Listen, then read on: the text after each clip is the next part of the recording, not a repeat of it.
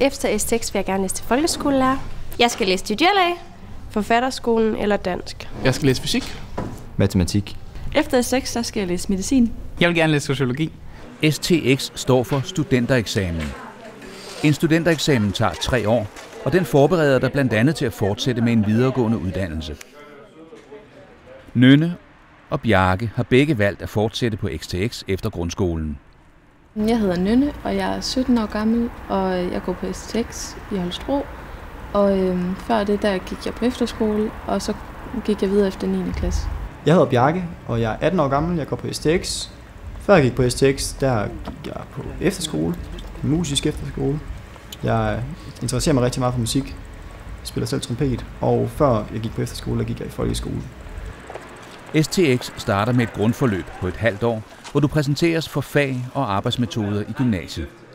Jeg valgte STX på grund af, at der er mange muligheder bagefter, og den tiltalte mig mest på grund af, at den er så bred.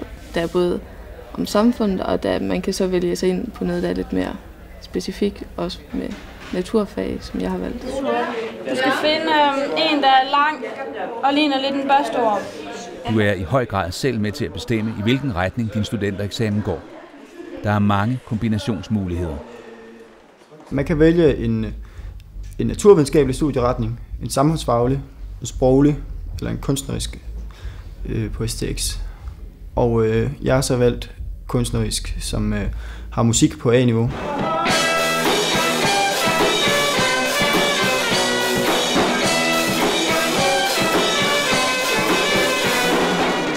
Men selvom der kan træffes mange personlige valg, så er der en række grundlæggende fag, som er ens for alle. Jeg har dansk på A-niveau, jeg har engelsk på A-niveau, historie på A-niveau, og så har jeg ved siden af tysk på B-niveau og en masse C-niveaus fag.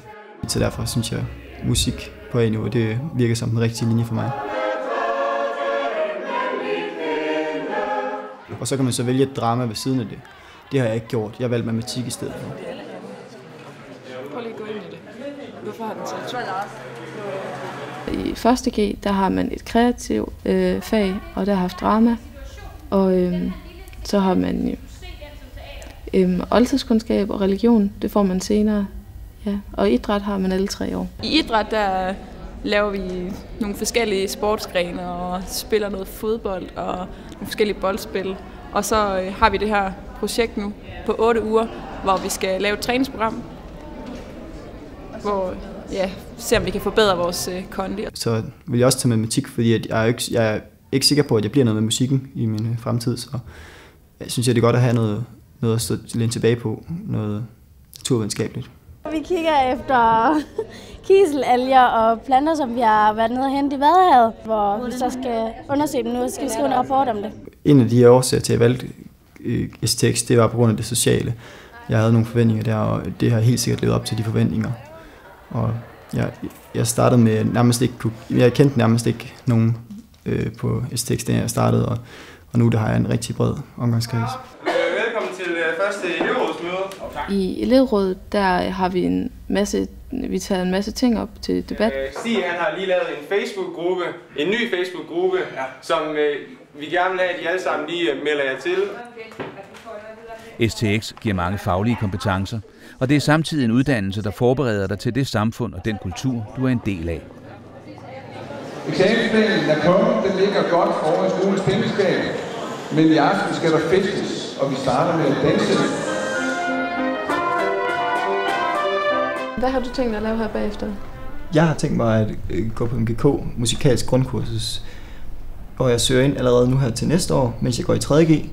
Og så vil jeg så se, om jeg kommer ind. Hvis jeg kan komme ind, så vil jeg fortsætte på musikkonservatoriet i Aarhus eller i Aalborg. Og hvis jeg ikke kommer ind, så tror jeg måske, jeg vil gå på universitetet. Og læse. Jeg er meget i tvivl, men jeg har overvejet psykolog. Ja, okay. Hvad med dig?